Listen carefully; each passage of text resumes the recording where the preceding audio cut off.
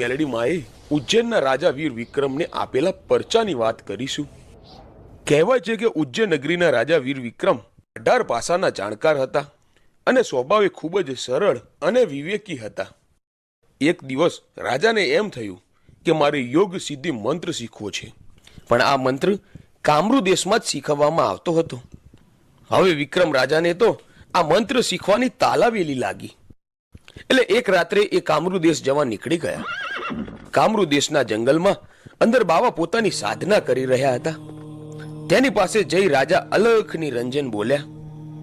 રાજાનો અવાજ સાંભળી બાવા બાળીનાથે આંખો ખોલી અને પૂછ્યું, કોણ છે તું? અહીં શા માટે આવ્યો છે? ગુરુ મહારાજ, હું ઉજ્જૈન નગરીનો રાજા વિક્રમ અને હું યોગ સિદ્ધિ મંત્ર શીખવા આવ્યો છું।